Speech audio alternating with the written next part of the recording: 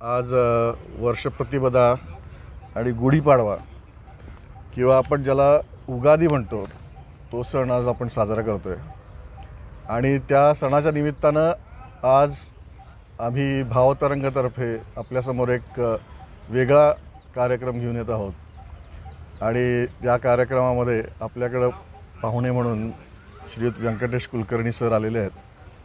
ते आज आपल्यासमोर त्यांच्या काही गझला सादर करणार आहेत आणि त्यांच्या गझला निर्मितीची प्रक्रिया कशी असते आणि गझल म्हणजे काय एकंदरीत याबद्दल आपण इथं चर्चा करायला एकत्र आलेलो आहोत. आपल्या सगळ्यांना नूतन वर्षाच्या शुभेच्छा देतो. आणि आजचा हा अनोखा कार्यक्रम ज्याचं नाव आहे अशी उमलते गझल, हा कार्यक्रम आपण व्यंकटेश कुलकर्णी सरांच्या बरोबर सुरू करूया. मी पहिल्यांदा कुलकर्णी सरांचा थोडक्यात परिचय करून देतो. व्यंकटेश कुलकर्णी हे कृषी क्षेत्रात पदवीधर आहेत आणि DCM श्रीराम लिमिटेड या भारतीय बहुराष्ट्रीय कंपनीमध्ये ते कार्यरत आहेत. ते महाविद्यालयात असताना दर्पण हे भित्तीपत्रक चालवायचे आणि नंतर वृत्तपत्र युवा प्रतिनिधी म्हणूनही त्यांनी लेखन केलेलं आहे. राज्य नाट्य स्पर्धेसाठी उंबरठा या नाटकाचं शीर्षक गीत आणि टेडी बेअर ही एकांकिका त्यांनी लिहिली होती. हैदराबाद इथं मागील 3 वर्षापासून 100पेक्षा जास्त मराठी सृजनांना जोडणारा मराठी साहित्य कट्टा हा उपक्रम त्यांनी यशस्वीपणे राबवलेला आहे आणि अजूनही तो फारच उमेदीनं सुरू आहे. वृत्तबद्ध मराठी कविता आणि गझल लेखन हा त्यांचा जिव्हाळ्याचा विषय आहे. लेख, कथा, गझल, वृत्तबद्ध कविता, मुक्त छंदातील कविता, अभंग, लावणी, नांदी, स्तवन अशा अनेक अंगांचं लेखन त्यांनी आजपर्यंत केलेलं आहे. हिंदी आणि उर्दू गझलचा त्यांचा विशेष अभ्यास आहे आणि लेखन सध्याही सुरूच आहे. आकाशवाणी नागपूर केंद्रावरून त्यांच्या 2 गझल ध्वनिमुद्रित झालेल्या आहेत आणि प्रसारितही झालेल्या आहेत. 93व्या अखिल भारतीय मराठी साहित्य संमेलनात त्यांनी सहभाग घेतलेला होता.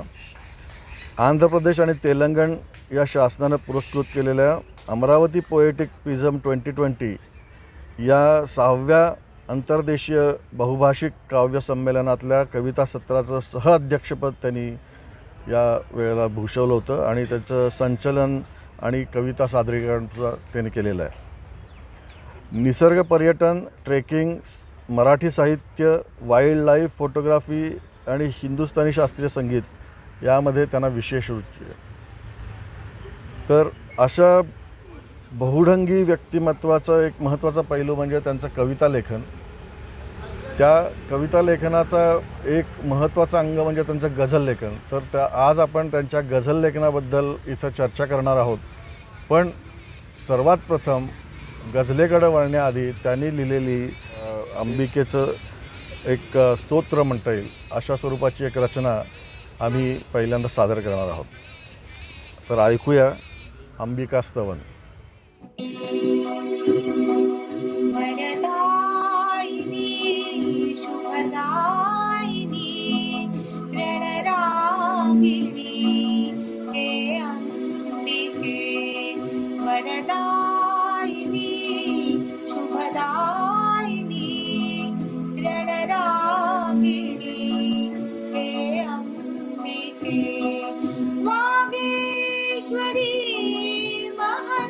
मंगल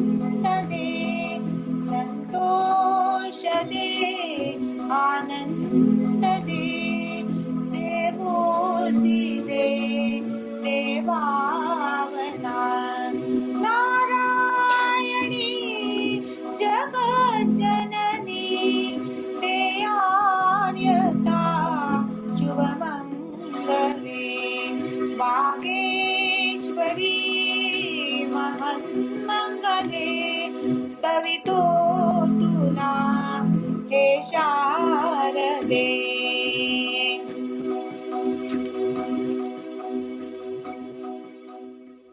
तर अंबिकेचं स्तवन केल्यानंतर आता आपण मुख्य विषयाकडे वळूया. आणि या चर्चेमध्ये मी पहिल्यांदा कुलकर्णी सरांना विचारतो की गझल म्हणजे काय आणि साधारणपणे कविता आणि गझल या दोन प्रकारांमधला फरक काय असतो, किंवा गझलेचं तंत्र असतं आणि गझलेमध्ये काही बारकावे असतात ज्यात त्याला व्याकरण म्हणतात, किंवा बाराखडी गझलेची बाराखडी असं एक सुरेश भटांनी पुस्तकही लिहिलेलं आहे त्याच्यावरती, किंवा पुस्तिका म्हणता येईल. तर तुमच्या दृष्टीनं गझल म्हणजे काय आणि तुमच्या या एकंदर गझलेच्या लेखनामध्ये गझलेची बाराखडी या पुस्तकाचा कितपत उपयोग तुम्हाला झालेला आहे? सगळ्यांना भावतरंगच्या सर्व रसिकांना आणि हैदराबादच्या आणि तमाम मराठी रसिकांना नमस्कार. गुढीपाडव्याच्या आपणा सगळ्यांना हार्दिक शुभेच्छा. गझल आणि कविता यातला मुख्य फरक जेव्हा आपण बघतो तेव्हा गझलेची व्याख्या अशी केलेली आहे फारसी उर्दूमध्ये की सुखन अज जनाना गुप्तन किंवा माशुक अज सुखन गुप्तन. म्हणजे एखाद्या स्त्रीविषयक, एखाद्या स्त्रीच्या सौंदर्याविषयक, प्रेमिकांविषयक, विरहांविषयक, प्रेमांविषयक केलेला पद्यमय संवाद म्हणजे गझल. ही गझल कशी तयार झाली तर अरबांनी जेव्हा इराणवरती राज्य केलं होतं तेव्हा इस्लाम धर्माचा जसजसा प्रसार सुरू झाला तो प्रसार करतानाच संस्कृतींचं पण मिलाप तिथे झालेला आहे. बरोबर. सो खमरियात हा मध्यगीतांचा प्रकार अरबांमध्ये प्रसिद्ध होता. बरं. आणि सुफी प्रकाराचा हा जा कसिदा नावाचा स्तुतीपर असा काव्यप्रकार हा इराणमध्ये पारसी भाषेमध्ये प्रसारित होता. बरं. तर गझलेचा सगळ्यात महत्त्वाचा पाया म्हणजे ह्या दोघांचा संयोग असं म्हणता येईल.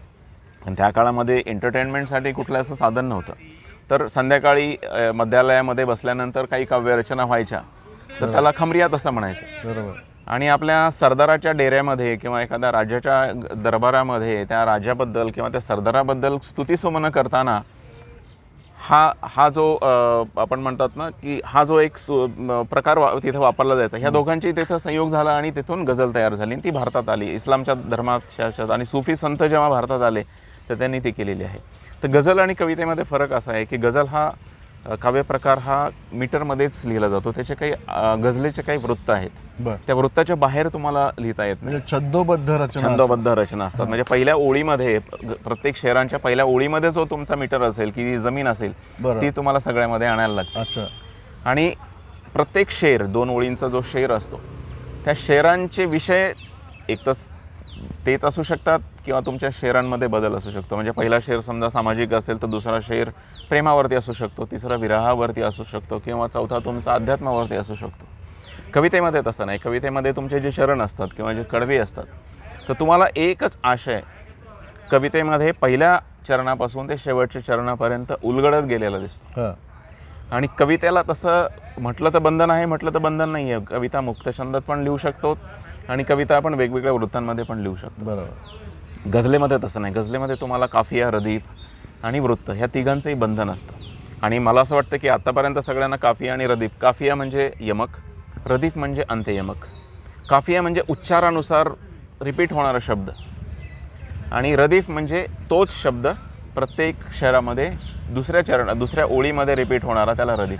ही बंधनं पाळल्यात तरच ती गझल होईल, तर गझल होणार नाही. साधारण तुम्ही रदीफ आणि काफिया किंवा एकंदरीत जमीन याचं काही उदाहरण देऊ शकाल का, म्हणजे लोकांना कळायला सोपं जाईल ते जास्त? सो गझलेचा पहिला शेर आहे बघा की उदास झाले हसरे अंगण तू नसताना.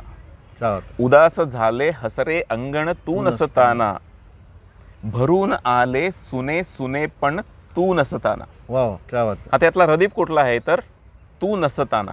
बरं दोन्ही ओळीमध्ये तू नसताना हा रिपीट झालाय म्हणजे तो रदीफ आहे. बरं हं?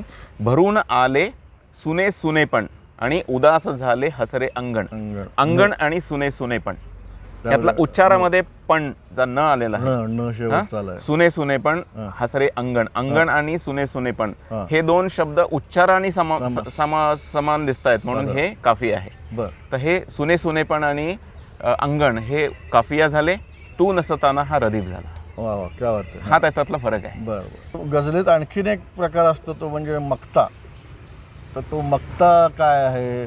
कारण मक्ता उर्दू गझलमध्ये तर बहुतेक ठिकाणी मक्ता असतोच. म्हणजे त्या काय म्हणतात त्याला आपण मराठीमध्ये ज्याला उपनाम उपनाम म्हणतो तसं ते एक टोपण नाव घेतलेलं असतं आणि त्या कवीनं ते आपलं टोपण नाव गुंफलेलं असतं. तर त्याबद्दल तुमचं काय म्हणणं आहे?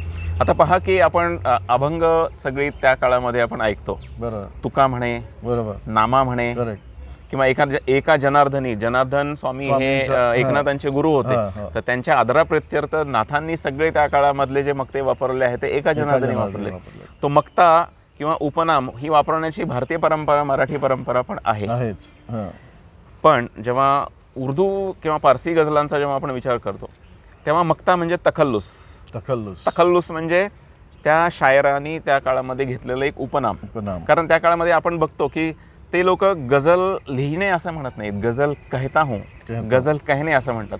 तर त्या काळामध्ये मुशायऱ्यांमध्ये गझल ही सांगितली जायची, बोलली जायची, सादर केली जायची.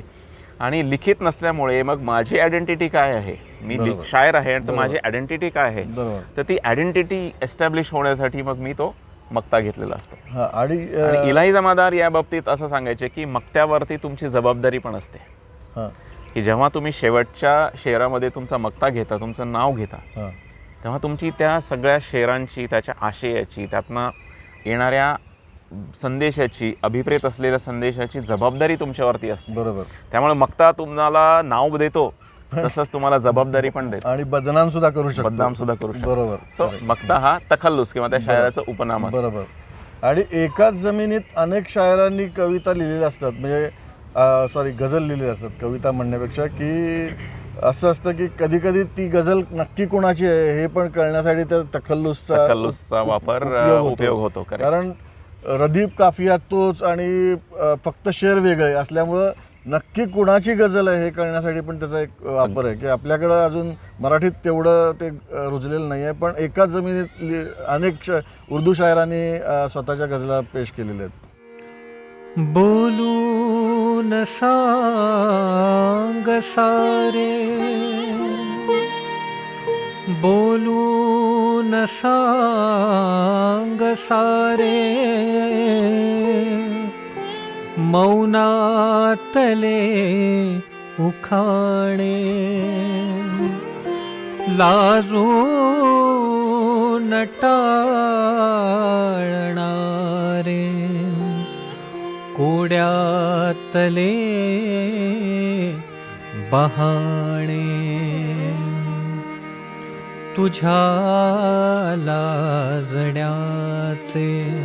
बहाणे कळाले, तुझ्या लाजण्याचे बहाणे कळाले, मला गुंफण्याचे, मला गुंफण्याचे बहाणे कळाले, तुझ्या लाजण्याचे बहाणे कळाले, मला गुंफण्याचे बहाणे कळाले.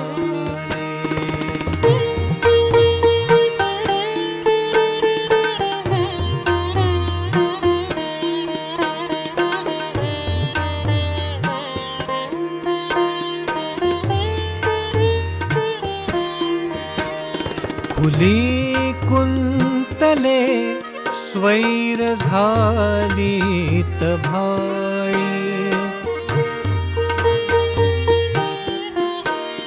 खुली कुंतले स्वैर झाली तभाळी पुन्हा भाळण्याचे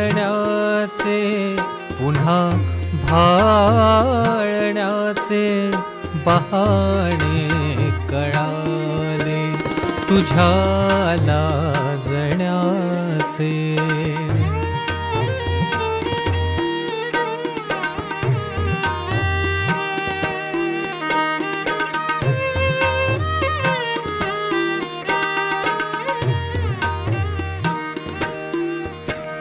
तुझे पाश भोळे तुझे श्वास ओले तुझे पाश भोळे तुझे श्वास ओले अशा वागण्याचे अशा वागण्याचे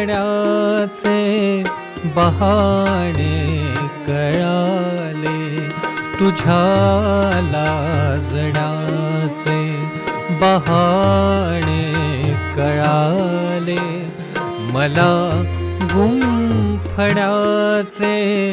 बहाणे कळाले तुझ्या लाजण्याचे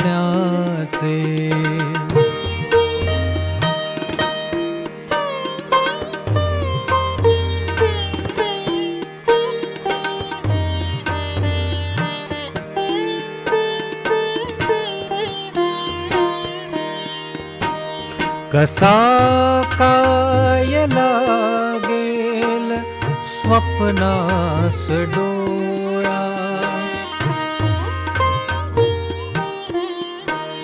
कसा काय लागेल स्वप्नास डोळा तुझ्या जागण्याचे तुझ्या जागण्याचे बहाणे कळाले तुझ्या लाजण्याचे बहाणे कळाले मला गुंफण्याचे बहाणे कळाले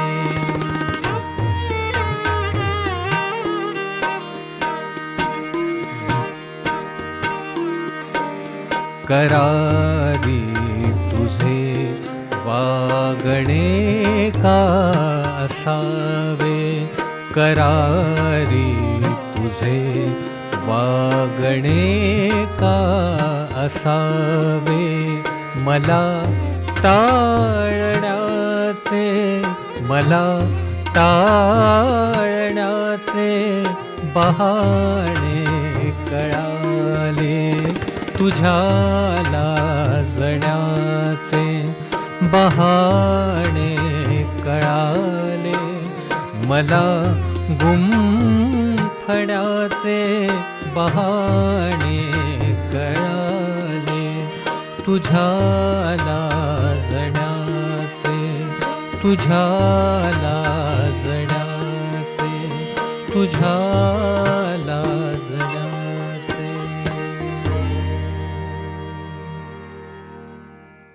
तर आता त्याच्या पुढचा प्रश्न म्हणजे आपल्या या गझलमध्ये मुसलसल आणि गैरमुसलसल म्हणजे त्याचा अर्थ तुम्ही सांगालच तर आणि शिवाय आणखीन एक शब्द आहे गैरमुरद्दफ म्हणजे ज्याला रदीफ नाही असं तर ह्या शब्दांबद्दल थोडीफार माहिती तुम्ही जर दिली तर बरं होईल.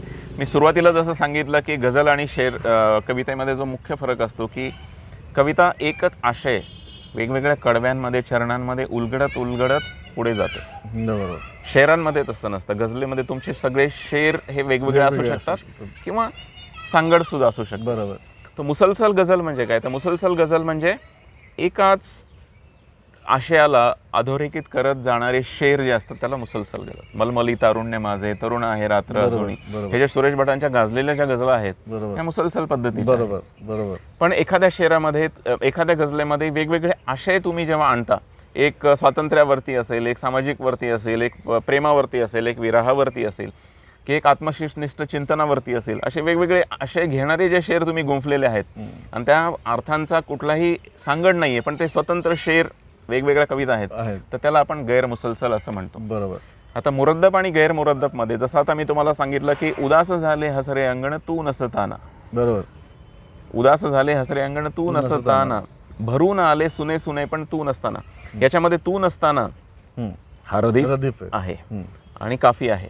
तसंच माझी दुसरी एक गझल आहे की दूर आणिक कोरडे, दूर आणिक कोरडे का भासती इथले किनारे, दूर आणिक कोरडे का भासती इथले किनारे, शुष्क तारे वृक्ष वारे शुष्क तारे आतही विजले निखारे. क्या बात आहे. वाह वाह.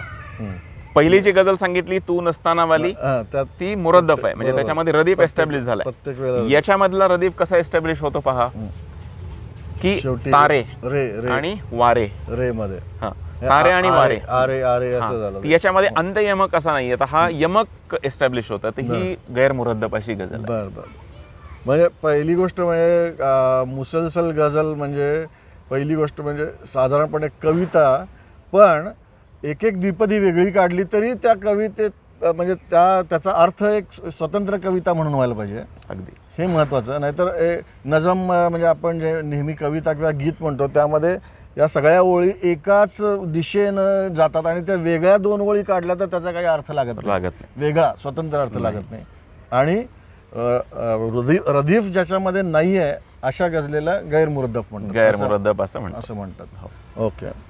गझलेत हे रदीफ आणि काफिया ह्या दोन गोष्टींमुळं किंवा एकंदरच जमीन असल्यामुळं एकंदर कविता लिहिण्यामध्ये म्हणजे त्यातल्या कल्पना मांडण्यामध्ये त्याच्यावरती मर्यादा येतात असा एक आक्षेप असतो आणि त्यामुळं कधीकधी रसभंग होऊ शकतो किंवा अर्थभंगही होऊ शकतो असा एक आक्षेप गझलांवरती घेतला जातो. तर त्याबद्दल तुम्हाला काय म्हणायचं आहे? काही प्रमाणामध्ये हे खरं आहे, कारण काय होतं की गझल काव्यविधा ही तंत्रानुगामिता असलेली आहे, म्हणजे तुम्हाला तंत्राचं बंधन तिथे आहे, तुम्हाला त्या बाउंड्रीमध्येच तुम्हाला कलाकुसरी करायची असते. बरोबर. आणि कृतकपणाचा नाही म्हटलं तरी कमी अधिक प्रमाणामध्ये दोष हा गझल, पण मी त्याला वेगळ्या अर्थाने घेतो. याच्यामध्ये तुम्हाला ठरलेल्या छोट्याशा बाउंड्रीमध्ये छोट्याशा ग्राउंडमध्ये तुम्हाला कलाकुसर करण्याची खूप अशी छान अशी संधी तुम्हाला असते. याच्यामध्ये भरीचे शब्द वापरायला तुम्हाला परवानगी नाही.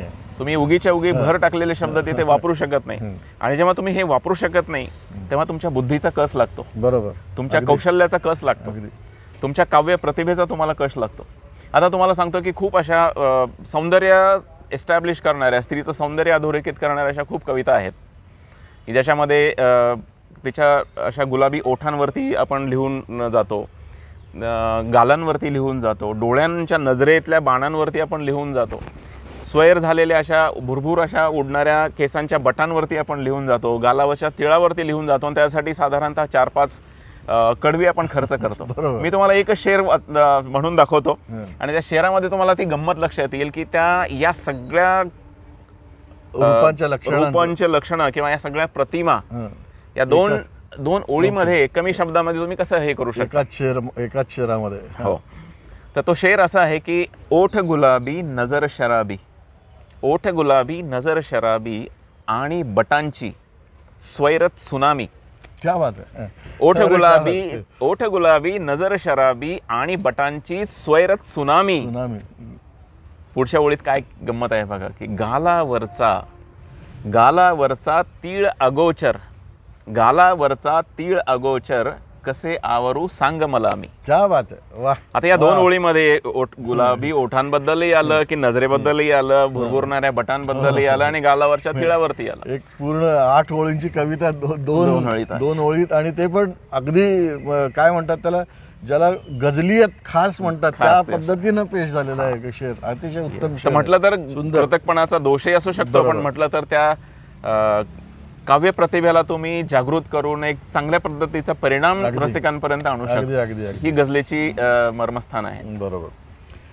तर रसिक प्रेक्षक हो, आता याच्यानंतर आपण येऊ नका आवेळी छळतात भासता, येऊ नका आवेळी छळतात भासता ही गझल जी संगीतबद्ध केलेली आहे संकेत नागपूरकर. संकेत नागपूरकर यांनी, आणि ती आकाशवाणी नागपूरवरती सुद्धा प्रस्तुत झालेली आहे. तर ती गझल आता आपण ऐकणार आहोत. आणि त्याच्यानंतर लागोपाठच गझल आणि नजम यामध्ये काय फरक आहे हे दाखवण्यासाठी एक आपण त्यांचीच हिंदी कविता, जी कविता म्हणजे जी गझल नाही आहे ती नजम पेश करणार आहोत. ये सूना शहर और ये सूने नजारे, एका पाठोपाठ एक आलेल्या या एक गझल आणि एका गीतामुळं तुम्हाला त्यांच्यातला फरक काय आहे ते नक्की कळून येईल.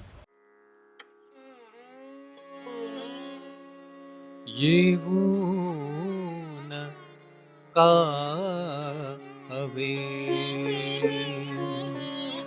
छळतात भास आता, ये ऊन का हवे छळतात भास आता, विसरू जरी पाहतो, विसरू जरी पाहतो, स्मरतात भास आता, येऊन का अवेळी छळतात भास आता.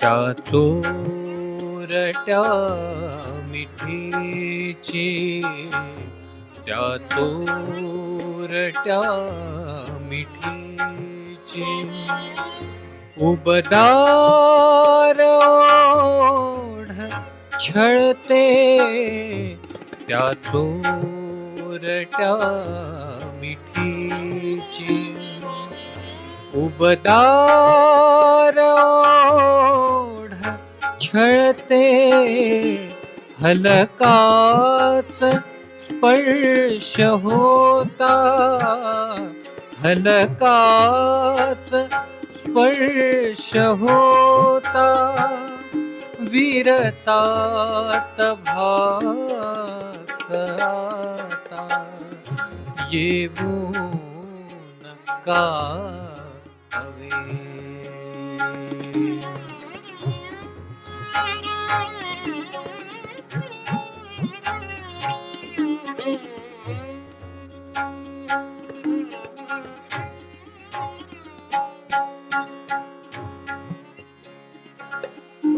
मजला नको फुलांचे, गजरे सुवासणारे, मजला नको फुलांचे, गजरे सुवासणारे, श्वासातल्या फुलांनी, श्वासातल्या फुलांनी, सजतात भास आता, येऊन का अवेळी. छळतात भास आता, येऊन का अवेळी. छळतात भास आता, विसरू जरी पाहतो, विसरू जरी पाहतो, स्मरतात भास आता, येऊन का अवेळी. छळतात भास आता, छळतात भास आता, छळतात भास आता.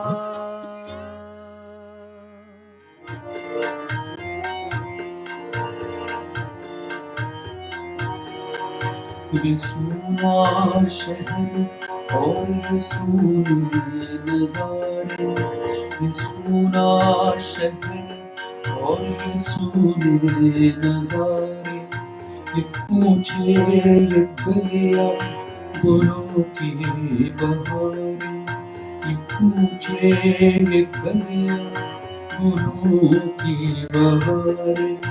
कहानी वही है ये ठहरा नजारा, सा गया है ये जीवन हमारा, रुक सा गया है ये जीवन हमारा.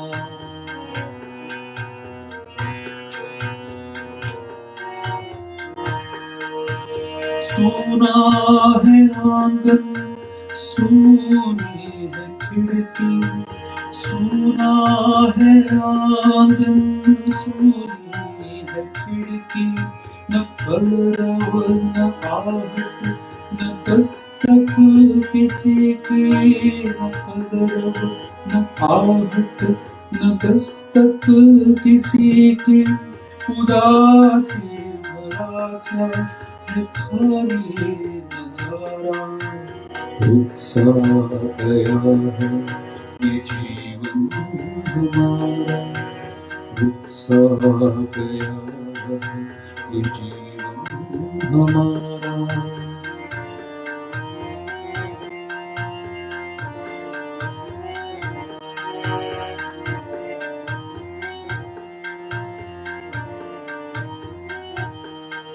सभी है घरों दो में सहमे जहां से,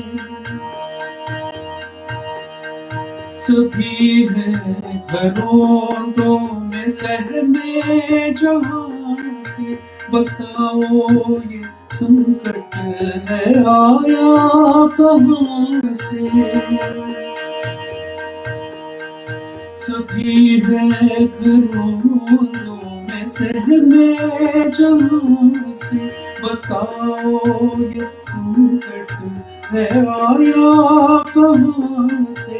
सयानों को है ये काफी इशारा, रुक सा गया है ये जीवन हमारा, रुक सा गया है ये जीवन हमारा.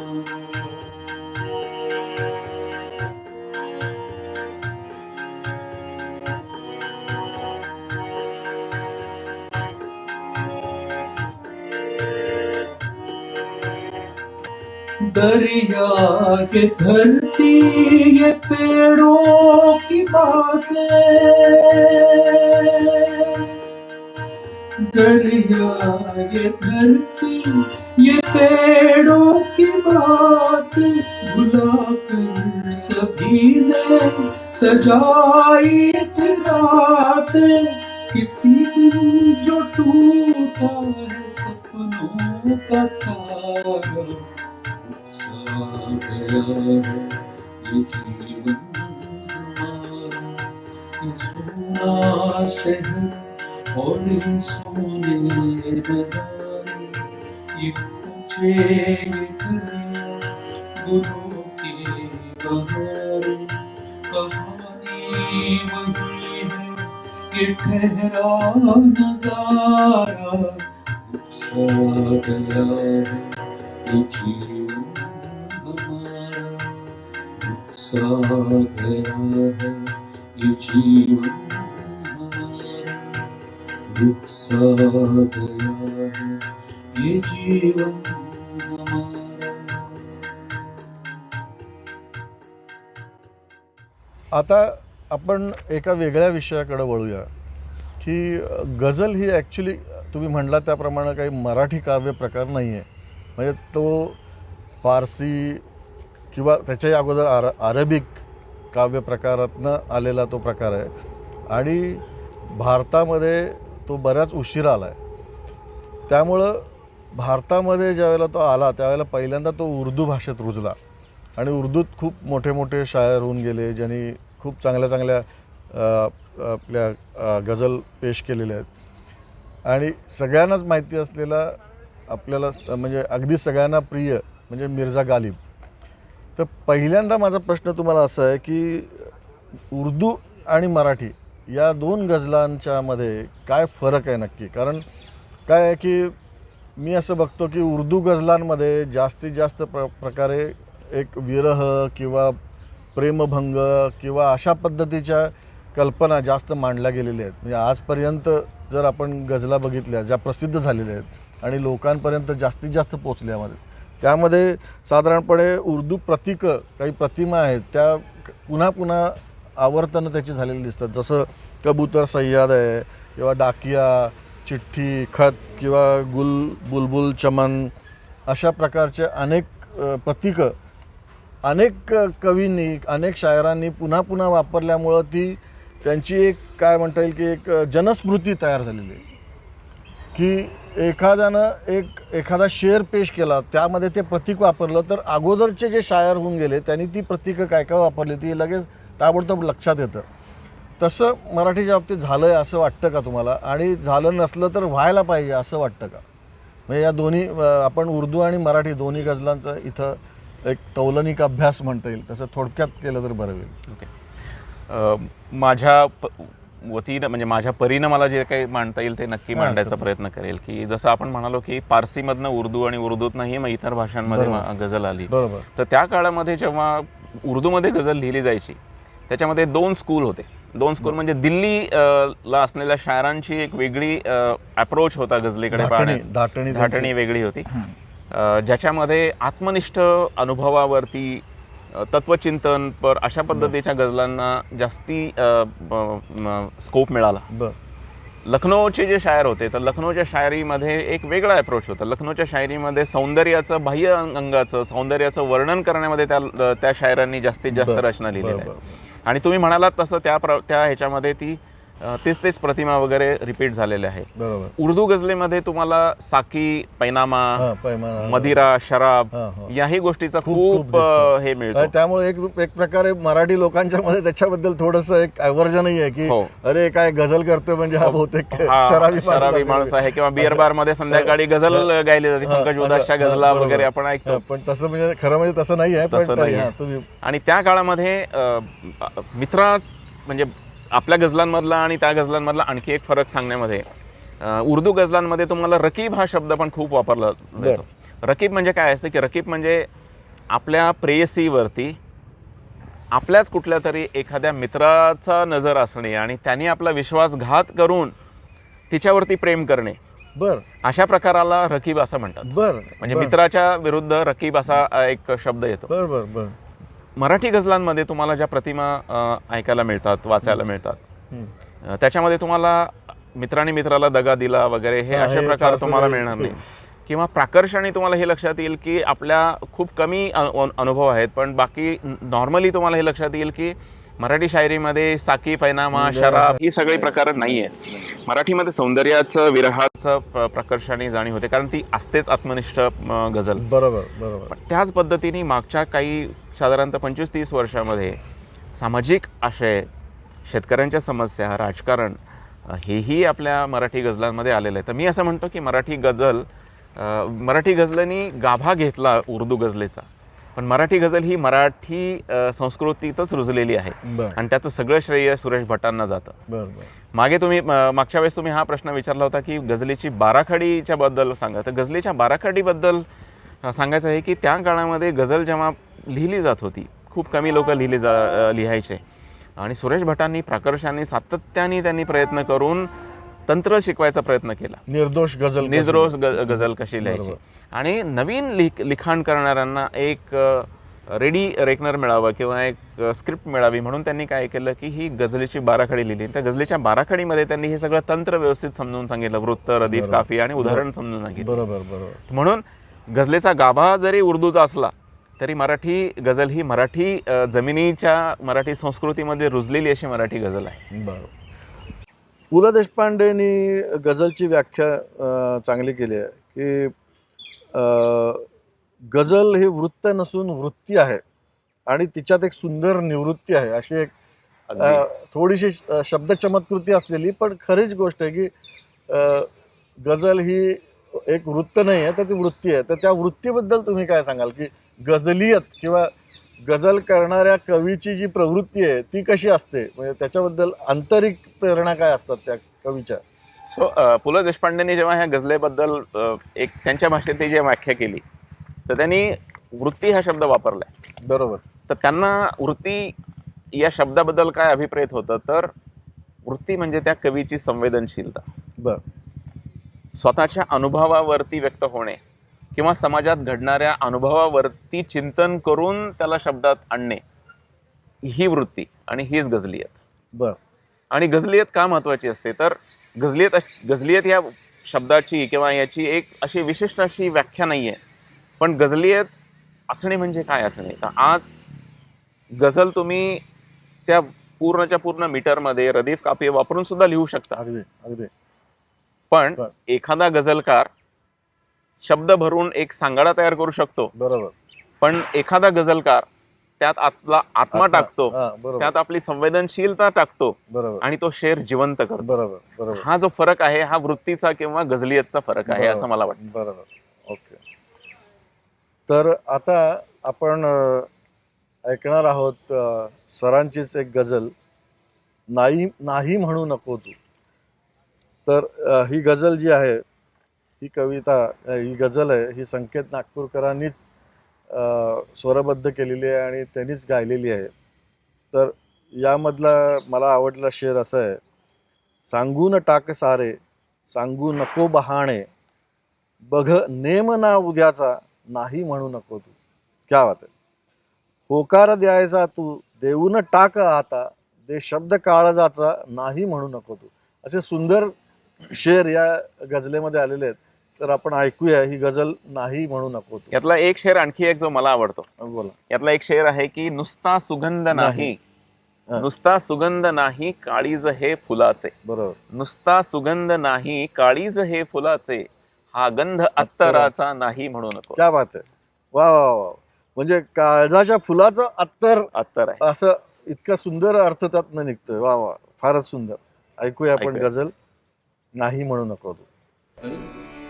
अंदाज घे मनाचा,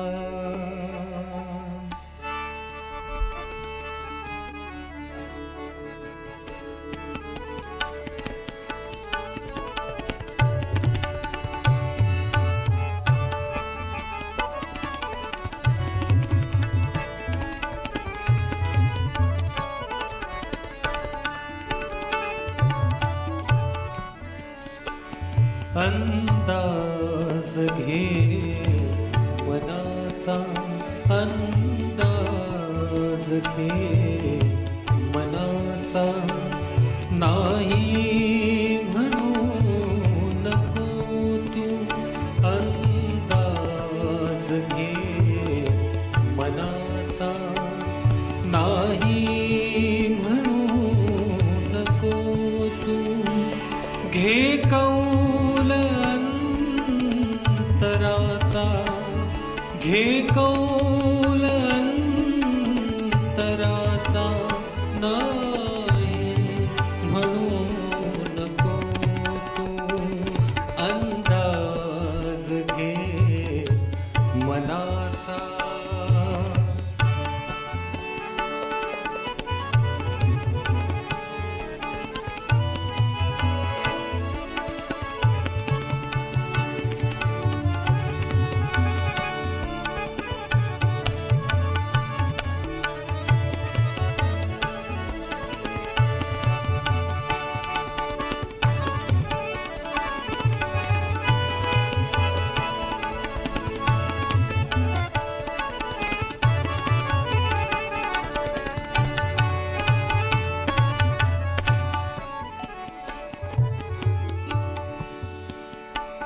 सांगून टाक सारे सांगू नको बहाणे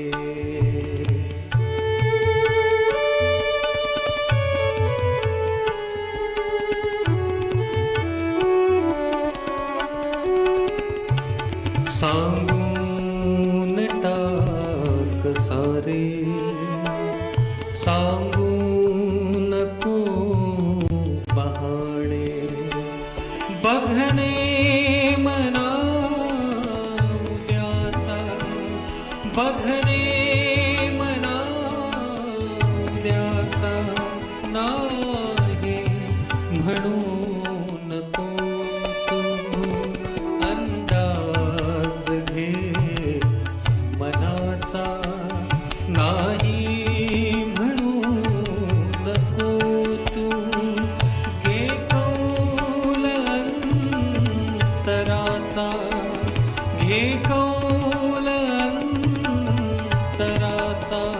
नाही म्हणू नको तू अंदाज घे मनाचा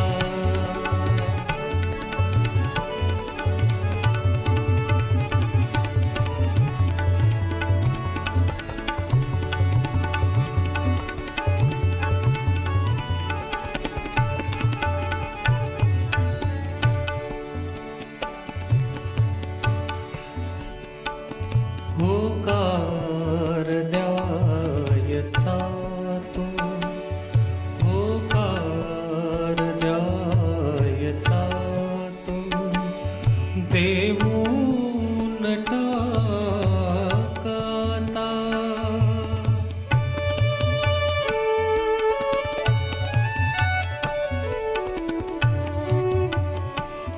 होकार द्यायचा तो देऊन टाकाता दे शब्द काळजाचा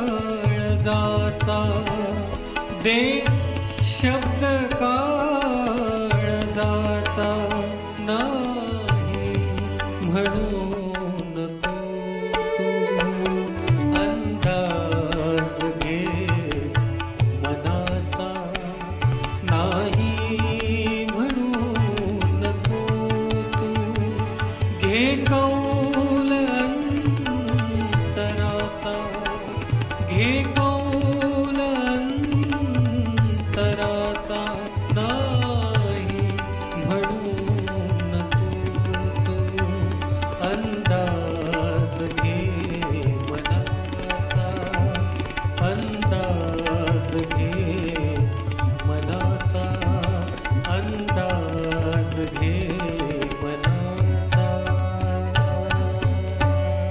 तुमचा एकंदर कविता लेखनाचा आणि त्याच्यानंतर गझल लेखनाचा प्रवास कसा झाला आणि तुम्ही गझल लेखनाकडे कसे वळलात याच्याबद्दल थोडी माहिती घेऊया. कॉलेजमध्ये असताना सगळेच लिहितात तसं मीही कविता लिहायचो. बरोबर. प्रेमावरती कविता वगैरे त्या काळामध्ये. पण मी खूप सिरियस नव्हतो कारण माझा मुख्य त्या काळातला जो कल होता तो नाटकाकडे होता. बरं. पण कॉलेज संपलं आणि लक्षात आलं की जॉब महत्त्वाचा आहे बरोबर. आणि तिकडे लक्ष केंद्रित करायला पाहिजे म्हणून मी ते सगळं सोडलं आणि नंतरचे जवळपास 15-18 वर्ष मी सातत्याने परत सगळं बंद करून फक्त जॉबकडे लक्ष दिलं. त्या काळामध्ये मी काही लिहित नव्हतो. त्याच्यानंतर मग परत कविता सुरू झाली. पण 2017मध्ये पुण्यामध्ये इलाही जमादार ह्या प्रसिद्ध शायरांना मी भेटायला गेलो. काय होतं? आणि या शायरांना भेटायला गेल्यानंतर मी माझ्या एका लेखामध्ये ते कसं गेलो वगैरे लिहिलंय. आता तो मोठा होईल म्हणून मी इथे सांगणार नाही. थोडक्यात सांगितलं तर ओके, तर सांगतो की एखाद्या शायराला भेटायला जायचं तर कसं जायचं. बरोबर. कारण शायर म्हटल्यानंतर ती वृत्ती खूप रसिक असते. बरोबर. मग आम्ही काय केलं की मोगऱ्याची फुलं मिळतात का ते बघितलं. हां. माझा असा विचार होता की त्यांच्या समोर मोगऱ्याची फुलं पेश करावीत कारण त्यांच्या गझलेमध्ये मोगरा आहे. केले तर वार जाणे तो मोगरा असावा. बरोबर. अगदी. सो मोगरा शोधायचा प्रयत्न केला. पण पुण्यामध्ये जुलै महिना होता, जून जुलै महिना होता. त्या काळामध्ये मोगऱ्याचा सीझन नव्हता. मग एका दर्ग्याच्या ठिकाणी आम्हाला निशिगंधाची छान फुलं मिळाली. मग एका दुकानातनं एक छान असा काचेचा असा एक बाऊल घेतला. त्यांच्याकडे गेलो, त्यांच्या समोर तो बाऊल ठेवला. त्याच्यामध्ये निशिगंधाची फुलं छान असा सुवासिक अशी ठेवली. त्यांची मला आवडलेली सगळी शायरी, मला आवडलेले सगळे शेर त्यांना म्हणून दाखवले. ते खूप खुश झाले. वा वा. त्या काळामध्ये मी खरंच काहीच लिहित नव्हतो. साहित्य कट्टा चालू होता पण मी लिहित नव्हतो. बर. म्हणजे मी लिहित होतो पण गद्य वगैरे किंवा कविता लिहायचो गझलेकडे, कारण गझलेचा आकृतीबंध मला त्या काळामध्ये माहीत नव्हतं. त्यांना माझ्या सगळ्या अप्रोचबद्दल असं वाटायला लागलं की हा लिखाण करणारा मुलगा आहे पण मला सांगत नाहीये. ते म्हणाले तू लिहितोस. मी म्हटलं मी काहीच लिहित नाही. त्यांना वाटायचं की मी संकोच करतोय आणि मी लिहित नाहीये. मग तिथे सगळ्या गप्पा झाल्या. आम्ही हैदराबादला परत आलो. मग त्यांच्याशी संवाद सुरू झाला. मग फोन यायचा वगैरे, हा काय लिहिलंय नवीन, काय झालं, काय लिहिलंय. मी त्यांना म्हणायचो सर मी काहीच लिहिलेलं नाही. पण काय व्हायला लागलं की सातत्याने फोनवर तिथे विचारायचं आणि इतका मोठा प्रसिद्ध शायर आपल्याला विचारतोय की काय लिहिलंय आणि आपण आपण लिहित नाहीये. मग मी त्यांना सांगितलं की सर मी कविता वगैरे लिहितो पण मला गझलेचं हे माहित नाही. मग त्यांनी मला त्यांचे एक पुस्तक दिलं होतं जखम सुगंधी. त्यात मला सांगितलं की पेन्सिलने वृत्त, काफिया रदीपचा खुणा करायच्या आणि त्याच्यावरती अभ्यास करायचा. मग मला सुरुवातीला खूप कठीण जायचं की शब्द सुचायचे, वृत्तात बांधता यायचं नाही. वृत्त सुचायचं पण शब्द बांधता यायचे नाही. मी खूप गोंधळून जायचो. मला असं वाटायचं की हे आपलं काम नाही, आपण सोडून आपण नॉर्मल लईमध्ये लिहित राहू. बरोबर. मी त्यांना विचारलं की सर मला हे जमत नाही आहे. त्यांनी सांगितलं की काहीच फार विचार नाही करायचा. त्यांनी मग हिंदी 2-3 मोहम्मद रफीचे वगैरे गाणी मला म्हणून दाखवली. ते म्हणाले मी कसं करतो, मी त्या चाली डोक्यात ठेवतो, त्या गुणगुणतो. माझ्या डोक्यामध्ये एक चाल तयार होते आणि मग मी त्या शब्दामध्ये आणायचं. बरोबर. तरन्नुम अशा पद्धतीनं सुरेश भटांचं सुद्धा तसंच सांगतात की ते स्वतःशी गुणगुणत राहायचे आणि त्याच्यानंतर त्यातनं शेर तयार व्हायचे. तसं मला त्यांनी सांगितलं. मग मी करत गेलो. मग काही दिवस सुद्धा गुणगुणता असे मी गुणगुणत नाही कारण मला आवाजाचा म्हणजे स्वरांचा माझा अभ्यास कमी आहे. म्हणजे मला कॉन्फिडन्स नाही आहे कारण म्हणून मी तहतमध्ये शक्यतो प्रयत्न करतो. मग त्यांच्यामुळे मग मला गझल लिहायला प्रोत्साहन मिळाली. मग काही दिवसानंतर मला अरुण सांगोळे अजून एक अमरावतीचे खूप मोठे कवी आहेत, कवी गीतकार आहेत, त्यांचं मला मार्गदर्शन मिळालं आणि मग माझा गझल प्रवास सुरू झाला. बरोबर. आणि नंतर मग वृत्त आणि या सगळ्या गोष्टीचं भीती सगळी निघून गेली आणि आता सुस्त तर चालीतच सुस्त, वृत्तातच सुस्त. आता आपण सरांची गझल ऐकणार आहोत. अर्ध्यात राहिलेली ती गोष्ट सांगना तू. तर ही डॉक्टर ज्योत्स्ना राजोरिया यांनी गायलेली आहे आणि शिवा राजोरिया यांनी संगीतबद्ध केले. कुठले आहेत हे दोघंही मुंबईला असतात. आणि हे फिल्मसाठी वगैरे पण काम करतात. हे म्युझिक कंपोजर आहेत आणि यांनी काही फिल्म्सला पण संगीत दिलेलं आहे आणि त्यांच्या गझलांचे कार्यक्रम. ते ऍक्च्युअली हिंदी उर्दू मध्ये रमणारी जोडी आहे पण प्रेमाखातर त्यांनी माझ्या ही गझला त्यांना आवडल्या आणि त्यांनी मराठीत कंपोज करून गायले. तर आपण ऐकणार आहोत ही गझल अर्ध्यात राहिलेली ती गोष्ट सांगना तू.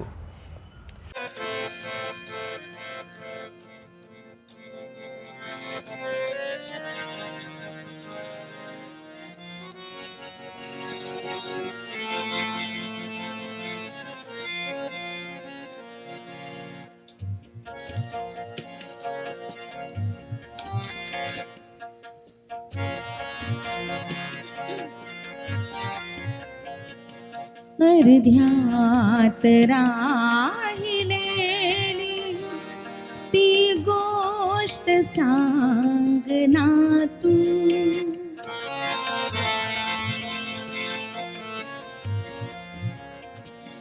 अर्ध्यात राहिलेली ती गोष्ट सांगना तू. मौनात दाटलेली ती गोष्ट सांगना तू. अर्ध्यात राहिलेली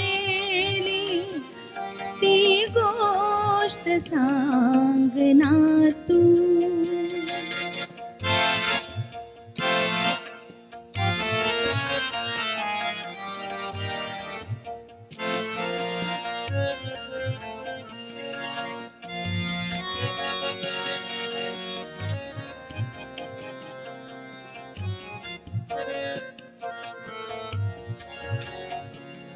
आता दिसेन कोणी, आता दिसेन कोणी, आता हसेन कोणी, आता दिसेन कोणी, आता नसेन कोणी, आता हसेन कोणी एकांत सोसलेली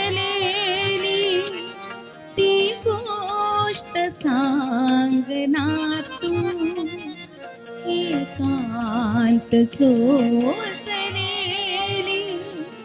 ती गोष्ट सांगना तू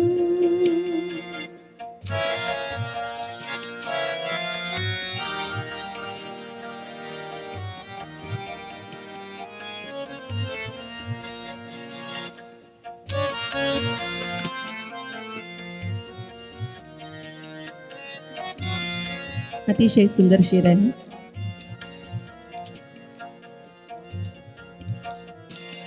वाटे पुन्हा नव्याने वाटे पुन्हा नव्याने सौंदर्य पांघरावे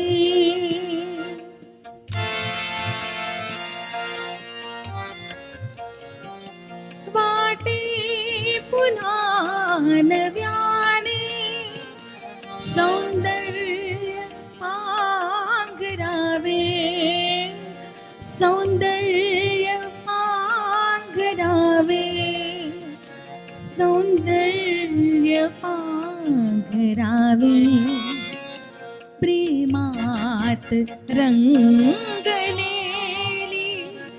ती गोष्ट सांगना तू प्रेमात रंगलेली ती गोष्ट सांगना तू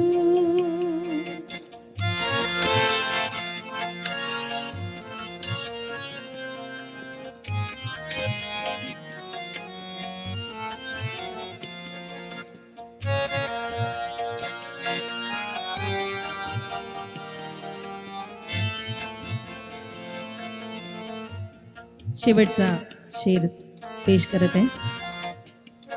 हळुवार जाणीवांचा हळुवार जाणीवांचा हळुवार जाणीवांचा मज मोह होत आहे हळुवार जाणीवांचा मज मोह होत आहे मज मोह होत आहे स्पर्शात गुंतलेली ती गोष्ट सांगना तू स्पर्शात गुंतलेली ती गोष्ट सांगना तू मौनात दाटलेली ती गोष्ट सांगना तू अर्ध्यात राहिलेली ती गोष्ट सांगना तू अर्ध्यात राहिलेली ती गोष्ट सांगना तू. आत्ताच तुम्ही सांगितलं की तुमचं गझल लेखन इलाही जमादारांच्या प्रोत्साहनामुळं आणि त्यांच्या सातत्यानं पाठपुरावा केल्यामुळं तुम्ही लिहायला लागलात गझलेकडे वळलात आणि आता तर तुम्ही अगदी सहजासहजी अगदी लिलया गझल लिहू शकता आणि चांगल्या प्रकारचे शेर सहज सुचतात. पण गझलेमध्ये इस्लाह हा एक प्रकार असतो ज्याला आपण मराठीत सल्ला घेणे असं स्पष्ट म्हणू शकतो की आपल्या योग्यतेपेक्षा वरच्या योग्यतेचा किंवा आपल्या बरोबरीच्या योग्यतेचा कोणी शायर असेल तर त्याला आपली गझल किंवा आपले शेर पाठवणं आणि मग त्याच्याबरोबर चर्चा करणं की हा शेर अजून चांगला कसा करता येईल किंवा ही कल्पना आणखीन सोप्या शब्दात किंवा आणखीन चांगल्या पद्धतीनं कशी मांडता येईल याबाबतीत एक असा इस्लाह हा शब्द आहे तर तो मराठीत कितपत आहे आणि तुम्ही करता का असं कोणाबरोबर अशी चर्चा तुम्ही करता का? मराठीमध्ये इस्लाहाला परिष्करण करणे असं म्हणतात. बरं परिष्करण करणे म्हणजे संस्कार करणे, सुधारणा करणे. बरं आणि इस्लाह हा प्रकार हा पूर्वापार चालत आलेला आहे. म्हणजे अगदी दाग देहलवी सारख्या मोठ्या शायरांना त्यांचे शेकडो शिष्य होते बरोबर आणि ते सगळे शिष्य त्यांच्याकडनं इस्लाह करून घ्यायचे. बरोबर मराठीमध्ये सुद्धा सुरेश भटांची जेवढी काही शिष्यमंडळी होती ती पत्रांनी त्यांना गझल पाठवायचे आणि सुरेश भट त्याच्यावरती इस्लाह करायचे, त्यात सुधारणा करायची आणि पत्रांनी परत पाठवायचे. बरोबर तर इस्लाह हा प्रकार हा गझलेमध्ये चालत आलेला प्रकार आहे आणि मला असं वाटतं की तो असावा. कारण मी पहिल्यांदा सांगितल्याप्रमाणे की खूप कमी शब्दामध्ये तुम्हाला मोठा आशय मांडायचा असतो. अगदी त्यामुळे एक शब्दसुद्धा खूप मोठा परिणाम करू शकतो. बरोबर बरोबर. तर मी सुद्धा इस्लाह करून घेत असतो. मला इलाई जमादारांनी पण त्या काळामध्ये बरीचशी इस्लाह करण्यामध्ये मदत केलेली आहे. आणि आजच्या माझ्या सगळ्या गझल किंवा कविता मी ज्या प्रसिद्ध करतो म्हणजे मी बाहेर आणतो तर एकदा तरी मी अरुण सांगोळे सरांना दाखवलेले असतात किंवा मी कधी कधी सदानंद डबीर नावाचे आणखी एक ज्येष्ठ शायर मुंबईचे आहेत त्यांचाही मी सल्ला घेतो. तर मी स्वतः इस्लाह मांडणाऱ्यातला आहे आणि मी माझ्या सगळ्या याच्यावरती संस्कार करण्याचा मी प्रयत्न करून घेत असतो. आणि तुमच्याकडून कोणी इस्लाह करून घेतं का आता सध्या? कारण इथं हैदराबादमध्ये बरेचसे नवीन कवी आता तुमच्या गझला बघून बरेच लोक आता गझल करायला लागलेत आणि तसं निदान प्रयत्न तरी करतात. तर तसे आहेत काही जणांच्या मला कविता गझल येतात, मी प्रयत्न करतो, पण मी अजून इतका त्या योग्यतेचा समजत नाही. त्यामुळे मी शक्यतो माझ्या सगळ्या मित्रांना मी अरुण सांगोळे वगैरेंकडेच शक्यतो पाठवतो. तर आता आपण सरांच्या 2 गझला एका पाठोपाठ एक ऐकणार आहोत, ज्यामध्ये पहिली गझल आहे तू नसताना, जे आत्ता त्यांनी उल्लेख पण केला त्यातल्या एखाद्या शेराचा. आणि ती गझल जी आहे ती अशी रिवायती साधारणपणे विरहाकडं झुकणारी आणि लोकांना आपल्याला फिलिंग जे येतं की साधारणपणे आपल्याला विरह जर झाला तर कसं वाटतं, तर त्याच्यात साधारणपणे ओढून घेणारी अशा पद्धतीची ती गझल आहे. तर ती गझल आता आपण ऐकणार आहोत. आणि त्याच्यानंतर पाठोपाठच आपण ही दुसरी एक त्यांची तरक्की पसंत ज्याला म्हणता येईल नव्या पद्धतीची गझल ती पण ऐकणार आहोत. बंद केले शहर आम्ही पेटली माणुसकी. म्हणजे या 2 गझला आपण ऐकल्यानंतर तुमच्या लक्षात येईल की सरांच्या दोन्ही प्रकारच्या गझलांवरती पूर्णपणे प्रभुत्व आहे. त्यामुळं असं म्हणजे त्यांनी जरी म्हटलं की मला एकाच पद्धतीची गझल पसंत आहे, तरी मला असं वाटतं की त्यांच्या दोन्ही प्रकारच्या गझला या तेवढ्याच चांगल्या आहेत. आणि मला त्यांची दुसऱ्या प्रकारची गझल पण फार आवडलेली आहे ॲक्च्युली. कारण ही जी दुसरी गझल आहे ज्यामध्ये बंद केले शहर आम्ही पेटली माणुसकी, यामध्ये त्यांनी खूप छान लिहिलं आहे. श्वेत हिरवे नील भगवे रंग का रक्तास ह्या रक्तामुचे स्वस्त आता हरवली माणुसकी. आणि त्याच्यात जो शेवटचा शेर आहे जो अतिशय सुंदर, म्हणजे मला ते वाचल्यानंतर असं एकदम वाटलं की अरे ही गझल अतिशय सुंदर आहे. कारण ती त्याचा शेवटच्या शेराने एकदम त्याला पूर्ण वेगळी कलाटणी दिली आहे की तूच चेतवोनी तूच आता चेतवोनी ज्योत प्रीतीची पहा माणसे दिसतील सच्ची बोलली माणुसकी. म्हणजे माणुसकीच लोकांना सांगते की तुम्ही आता प्रीतीची ज्योत पेटवा आणि त्यातून मग तुम्हाला खरी माणसं दिसतील. अतिशय सुंदर शेर आहे आणि ती जी गझल आहे ती मला खूप आवडली ॲक्च्युली. या गझलेची पार्श्वभूमी सांगतो, ही गझल सुचण्यामागचं कारण सांगतो की काही वर्षापूर्वी राजस्थानमध्ये किंवा गुजरातमध्ये जो आंदोलनं सुरू झाली होती गुजर समाजाकडनं, बरोबर, आणि मग रस्त्यावरती रोडवरती बंद करणे, रेल्वे बंद करणे. आणि त्या काळामध्ये हरियाणामध्ये एक कपल जात होतं आणि त्या महिलेसोबत जमावानी एक अतिशय अशी घृणा असलेली अशी एक कृत्य केलं आणि त्यामुळे मी सगळं व्यथित झालो. आणि त्या सगळ्या ह्याच्यामुळे माझ्याकडनं ती गझल लिहून गेली. कारण आपण बघतो की त्यातला एक शेर आहे की जात आता जात नाही, शोधली नावात आम्ही जात ज्यांच्या नेमकी, जात आता जात नाही बंगली माणुसकी. तर ही सगळी गझल लिहिताना पहिल्या ह्याच्यामध्ये सगळ्या शेरांमध्ये समस्या आहेत, बरोबर, सध्या समाजात घडणाऱ्या समस्या आहेत. पण शायराला खचून जाऊन चालत नाही, शायराला किंवा गझलकाराला सकारात्मकच बघायला पाहिजे. म्हणून तो शेवटचा शेर आला की तूच आता ज्योत चेतवोनी ज्योत प्रीतीची पहा माणसे दिसतील सच्ची. म्हणजे काही सगळेच माणसं खराब नाही आहेत, माणसे दिसतील सच्ची बोलली. अगदी अगदी. आणि प्रत्येक माणूस हा तसा ब्लॅक अँड व्हाईट पण नसतो. म्हणजे जर त्यातल्या खरोखर प्रत्येक माणसातल्या प्रीतीची ज्योत जर जागवली तर तो माणूस आपला पण चांगलाच वागायला लागतो. हे पण त्यातनं म्हणजे असं आहे की शेराचे अनेक पदरी अर्थ निघतात आणि वाचणाऱ्याच्या दृष्टिकोनातनं त्याच्या अनुभवाच्या पदरांप्रमाणे त्या शेरांचे अर्थ त्याला लागतात. अगदी म्हणजे कदाचित मूळ गझलकाराला सुद्धा तो शेर तसा पेश करायचा नसेल, पण ऐकणाऱ्याला तो शेर तसा मिळू शकतो, अगदी भेटू शकतो तो. अगदी तर तसं मला वाटतं की हा शेर जो शेवटचा आहे ना, हा शेर फार सुंदर आहे की त्याचा अर्थ ज्याला जसा भावेल तसा त्यांनी घेता येईल. की तूच आता हे ठरवायचं आहे की काय करायचं, कसं वागायचं आहे, हे एखाद्या माणसाला माणुसकी स्वतः सांगते. हा कमालीचा शेर आहे. तर आपण हे दोन शेर, आपण दोन गझल ऐकणार आहोत. शोधली माणूसकी बंद केले शहर आम्ही, भेटली माणूसकी प्रखर झाले वर्ण जाती, प्रखर झाले वर्ण जाती, लोपले माणूसकी बंद केले शहर आम्ही, भेटली माणूसकी.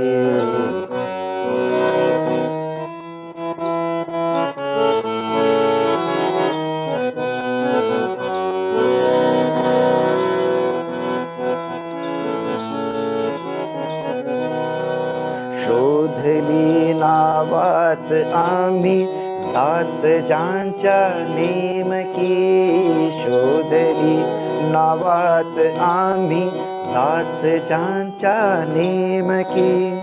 जात आता जात नाही, जात आता जात नाही, भंगली माणूसकी बंद केले शहर आम्ही, भेटली माणूसकी.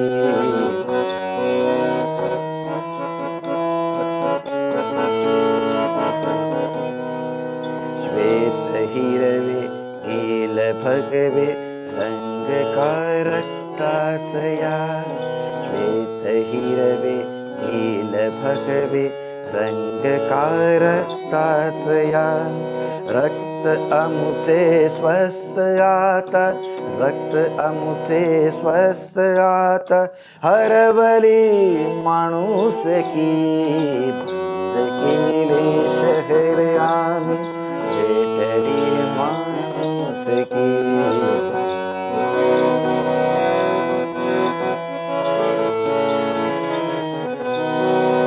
कुस्करोनी घोटती का चिमुकले ते पालपण, कुस्करोनी घोटती का चिमुकले ते पालपण. श्वापदे जमली सभोवती, श्वापदे जमली सभोवती, विथरली माणूसकी बंद केले शहर आम्ही, भेटली माणूसकी.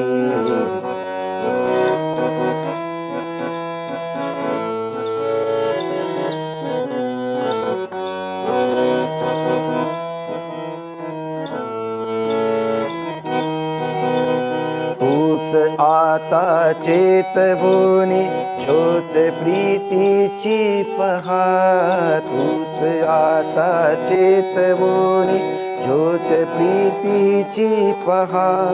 माणसे दिसतील सच्ची, माणसे दिसतील सच्ची, बोलली माणूसकी बंद केले शहर आम्ही, भेटली माणूसकी. प्रखर झाले वर्ण जाती, लोपली माणूसकी बंद केले शहर आम्ही, भेटली माणूसकी बंद केले शहर आम्ही, भेटली माणूसकी, भेटली माणूसकी, भेटली माणूसकी. उदास झाले हसरे अंगण, तू नसताना. कंपोजिशन शिवजी का है. जितने भी कंपोजिशन है सारे शिव जी के हैं। उदास झाले हसरे अंगण तू नसताना भरून आले सुने सुने पण तू नसताना उदास झाले हसरे अंगण तू नसताना।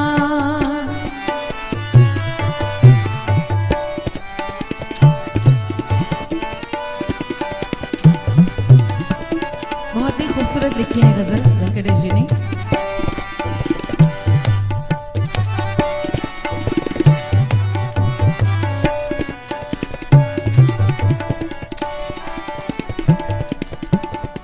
तुझ्यामुळे तर जगणे माझे जगणे होते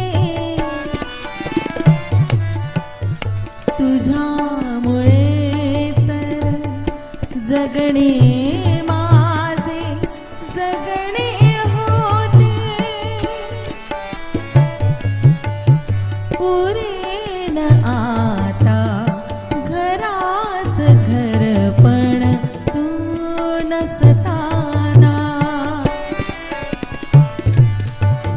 पुरेन आता घरास घर पण तू नसताना। थँक्यू वेंकटेश जी।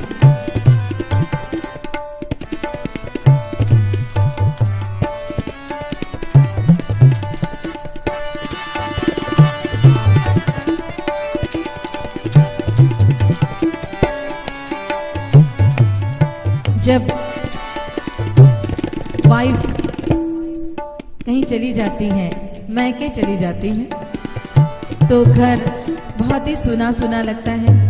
भले ही साथ में रहते हुए झगड़े हो नोकझोंक हो उसके बिना तो जिंदगी का मजा नहीं है। खैर लेकिन जब वो चली जाती है तो उसका महत्व समझ में आता है।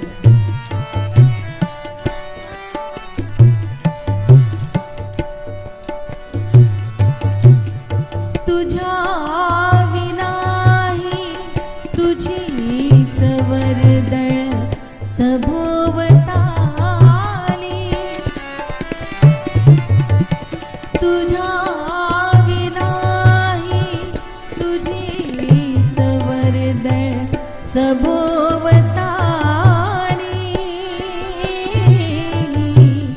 कसे उरावे माझे मी पण तू नसताना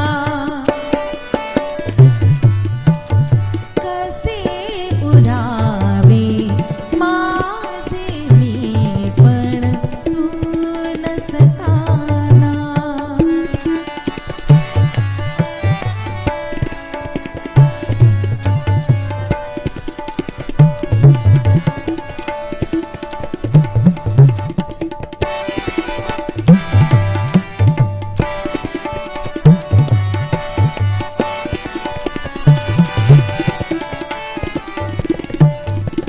बहुत ही खूबसूरत शेर है हासिल गजल शेर है।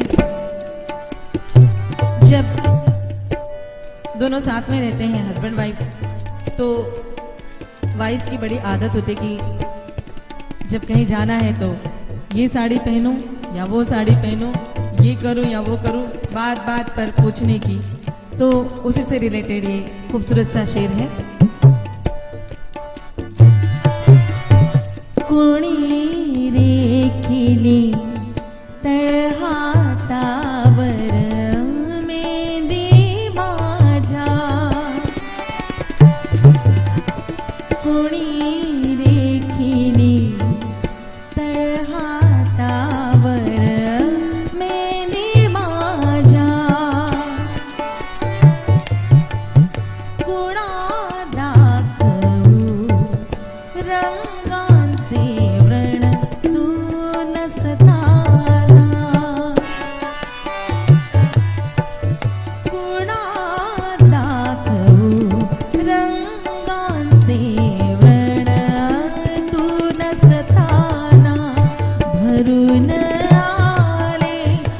सुने सुने पण तू नसताना उदास झाले हसरे अंगण तू नसताना भरून आले सुने सुने पण तू नसताना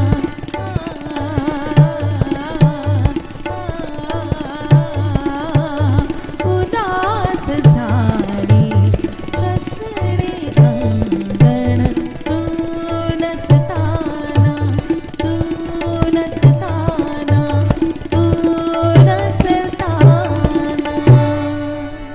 तर आज आपण हे सरांच्या बरोबर ह्या सगळ्या वेगवेगळ्या गझलांच्या बाबतीत आणि त्यांच्या एकंदर गझल लेखनाच्या वाटचालीबाबत चर्चा केलेली आहे. सगळंच काही या कार्यक्रमामध्ये आलं असेल असं सांगता येत नाही. थोडेसे काही भाग राहूनही गेले असतील, पण एकंदरीतच आपल्याकडं वेळ कमी असल्यामुळं आपण जितकी चर्चा करू शकलो तेवढेच भाग मी यामध्ये घेतलेले आहेत. फक्त आता मला त्यांना शेवटचा प्रश्न असा विचारायचा आहे की आता तुम्ही एवढं कविता लेखन केलेलं आहे आणि गझल लेखनही भरपूर केलेलं आहे, तर तुम्ही या कवितांचा आणि गझलांचा संग्रह वगैरे काही काढायची तुमची इच्छा आहे किंवा त्याची पुढं काही शक्यता आहे असं दिसतंय का तुम्हाला? तयारी जवळपास झालेली आहे. म्हणजे आखून वगैरे सगळं घेतलेलं आहे, प्रस्तावना झालेली आहे, सगळं झालेलं आहे.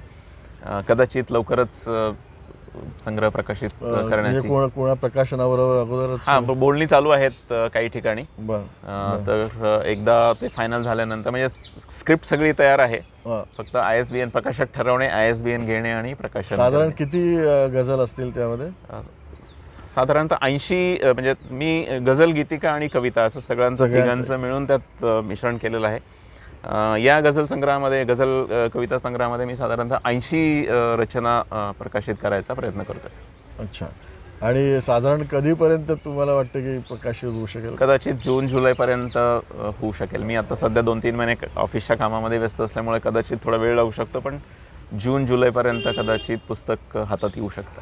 तर हे पुस्तक आल्यानंतर आपण सगळेजण आतुरतेनं वाट पाहत आहोत. पुस्तक आल्यानंतर आपण अर्थातच ते वाचूच, पण याच्याही पुढं आपली काव्यप्रतिभा अशीच उमलत राहू दे आणि जास्तीत जास्त कविता आणि गझला आणि शिवाय इतरही प्रकारचं लेखन तुम्ही करतच आहात, तर सगळ्याच प्रकारचं चौफेर लेखन तुमच्या हातून जास्तीत जास्त घडत राहो हे आजच्या गुढीपाडव्याच्या दिवशी एक शुभेच्छा देतो आमच्या भावतरंग समूहातर्फे. आणि तुम्ही याच्यापुढेही आमच्याबरोबर असेच अनेक कार्यक्रमांमध्ये सहभागी होत राहाल अशी अपेक्षा व्यक्त करतो आणि ही छोटीशी मुलाखत इथं संपवतो. नमस्कार. धन्यवाद.